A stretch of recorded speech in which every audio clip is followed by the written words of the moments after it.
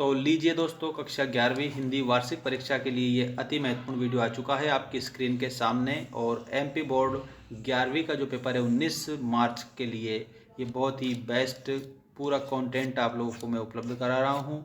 ये आपको याद करने हैं सारे क्वेश्चन, एक भी क्वेश्चन को आप छोड़ेंगे नहीं। देखिए, पहला प्रश्न है आपका, मीरा ने श्री कृष्ण को किस रूप में स्वीकार किया है। सबसे पहले आप सभी स्टूडेंट चैनल को सब्सक्राइब जरूर कर लेना, क्योंकि ऐसे कंटेंट हमारे द्वारा उपलब्ध कराते रहेंगे हम आपको।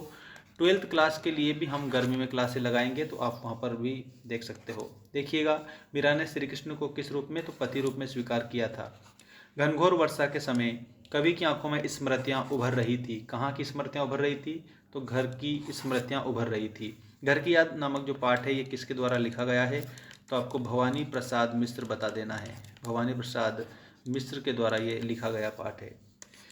त्रिलोचन लिखित कविता में लड़की का नाम है, तो लड़की का नाम त्रिलोचन में चंपा है। पाठ जो है पूरा नाम क्या है पाठ का, चंपा काले काले अक्षर नहीं चिन्हती, इस तरह से पाठ का नाम है।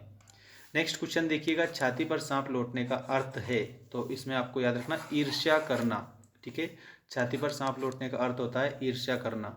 याद रखना आप सभी स्टूडेंट, बहुत ही बेस्ट आप लोगों के लिए ये मटेरियल है। इसके बाद में मीराबाई किस काव्य की कवित्री है, किस काल की है, तो भक्ति काल की कवित्री है। और भक्ति काल को हिंदी साहित्य का स्वर्ण युग कहा जाता है और स्वर्ण काल भी कहा जाता है। ठीक है, ध्यान रखना आप सभी।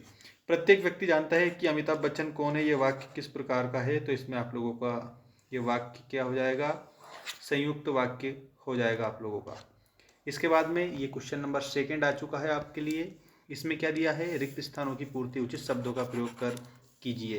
पहला प्रश्न है इसमें, आलोपीदीन ने होकर वंशीधर को गले लगा लिया था, तो यहाँ आपको प्रफुल्लित आपको लिखना रहेगा, प्रफुल्लित। ठीक है। भारत माथा लेख में एक जलसे से दूसरे जलसे में भाषण देते थे, कौन देते थे, नेहरू जी देते थे, तो जवाहरलाल नेहरू आपको उत्तर में बताना है। अगला है, एक बार शिव शंभू के थी, तो एक बार शिव शंभू के 2 गायें थी। ठीक है, याद रखना आप सभी। इसके बाद में पंडित अलोपीदीन का पर विश्वास था, किस पर, लक्ष्मी पर अखंड विश्वास था।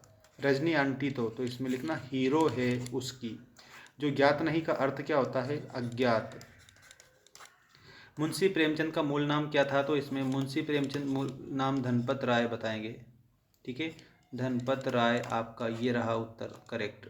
ठीक है, ये मुंशी प्रेमचंद का नाम है मूल नाम। अब ये आप लोगों की सही जोड़ी आ चुकी है आपकी स्क्रीन के सामने। देखिएगा, श्रृंगार रस का स्थायी भाव, तो जो श्रृंगार रस है उसका स्थायी भाव रति होता है। अलंकार एक है, अलंकार क्या है, अलंकार का मतलब होता है आभूषण या गहना। याद रखना, मैं यहाँ पर भी लिख देता हूँ आप लोगों के लिए, आभूषण या गहना, ये होता है अलंकार का अर्थ। शब्द शक्ति के प्रकार है, तो शब्द शक्ति के 3 प्रकार हैं। ठीक है, 3 कौन कौन से हैं, तो अभिधा, लक्षणा, व्यंजना। अभिधा है, लक्षणा है और इसके अलावा व्यंजना है। शब्द के पूर्व मतलब पहले लगने वाले जो शब्दांश है उन्हें हम उपसर्ग कहते हैं, और बाद में लगने वाले को प्रत्यय कहते हैं। समास के भेद होते हैं, तो समास के 6 भेद होते हैं। उपन्यास सम्राट कौन कहे जाते हैं, तो मुंशी प्रेमचंद को उपन्यास सम्राट कहा जाता है। इस तरह से आप इस जोड़ी को कंप्लीट करेंगे। बिल्कुल सिंपल जोड़ी है, ज़्यादा डिफिकल्ट जोड़ी ये नहीं है। ठीक है, अब इस जोड़ी के बाद में नेक्स्ट क्वेश्चन देखिएगा। चैनल को जरूर सब्सक्राइब करेंगे सभी स्टूडेंट, क्योंकि ये बहुत ही बेस्ट कंटेंट हमारे द्वारा आपको उपलब्ध कराया जा रहा है। क्वेश्चन नंबर 4 है, एक शब्द या एक वाक्य में उत्तर दीजिए। मीरा ने अपना आराध्य किसे माना है, तो इसमें आपको याद रखना है श्री कृष्ण। ठीक है, जामुन का पेड़ कहाँ पर गिरा था, तो इसमें आपको सचिवालय लिखना है, सचिवालय में। रसराज की उपाधि कौन से रस को प्राप्त है, तो इसमें आपको श्रृंगार रस बताना है, श्रृंगार रस को प्राप्त है। हिंदी में नाटक सम्राट किसे कहा जाता है, इसमें आप लोगों को कमेंट करके उत्तर बताना है। ठीक है, ये 2 बार मैंने बता दिया है आप लोगों को, ऑप्शन में दे देता हूँ। एक है आपका प्रेमचंद और दूसरा है भारतेंदु हरिश्चंद्र। ठीक है, सरल वाक्य की परिभाषा, तो एक ही उद्देश्य और एक ही विधेय, एक उद्देश्य, ठीक है, एक विधेय वाले वाक्य को सरल वाक्य या साधारण वाक्य कहते हैं। टेढ़ी खीर होने का अर्थ है, तो इसमें आप लोगों को लिखना कठिन कार्य। टेढ़ी खीर होने का अर्थ कठिन कार्य होता है। एकांकी में कितने अंक होते हैं? तो एकांकी में 1 अंक होता है, ऐसे आप उत्तर बता देंगे। एकांकी में 1 अंक होता है।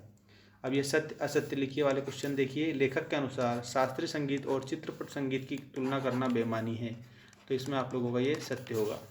चपलता शास्त्रीय संगीत का मुख्य गुणधर्म है, इसमें आप लोगों का असत्य हो जाएगा। कुई शब्द पुल्लिंग है, ये भी आपका असत्य है क्योंकि कुई शब्द स्त्रीलिंग शब्द है। मोहन के पिता बंशीधर लोहार थे, तो इसमें आप लोगों को कंप्लीट क्या बताना रहेगा? असत्य बताना रहेगा। ठीक है। तृण तृण में पुनरुक्ति प्रकाश अलंकार है, ये आप लोगों का सही होगा। संयुक्त वाक्य में योजक शब्द और किंतु परंतु आदि लगते हैं, ये आप लोगों का सही हो जाएगा। ठीक, इस तरह से आप इसे कंप्लीट करेंगे। बाकी अभी आप जो सभी स्टूडेंट जुड़े हुए हैं हमारे साथ में, एक सामान्य जानकारी मैं दे देता हूँ। आप क्लास 12 में पहुँच ही गए ऐसा मान लेना आप सभी। मेंस एजुकेशन हमारी एप्लीकेशन है क्लास 12 वाले स्टूडेंट्स के लिए, तो आप सभी है ना, ये जो लिखा हुआ है ना, इस प्रकार से प्ले स्टोर पर लिखकर डाउनलोड कर लेना ऐप। ठीक है, हमारा ऐप डाउनलोड करेंगे आप सभी, वहाँ पर आप लोगों का 100% बेस्ट जो कंटेंट है वो हम उपलब्ध करा रहे हैं आपके लिए, तो वो ऐप बहुत बेस्ट साबित होगा। मेंस एजुकेशन ऐप जो है आपको क्रोम पर भी मिल जाएगा। ठीक है, और जो प्ले स्टोर है ना, गूगल प्ले स्टोर जो है वहाँ पर भी मिल जाएगा, तो कहीं से भी आप इसको डाउनलोड कर लेना। स्पेलिंग मिस्टेक मत कर देना, जो चैनल का नाम है वही आपके लिए जो हमारी एप्लीकेशन है उसका नाम है। ठीक है, तो बिल्कुल अच्छे से आप याद रखेंगे। और ये आप लोगों का जो मॉडल पेपर था जो मैंने बता दिया, ये आपकी किताब पर आधारित था।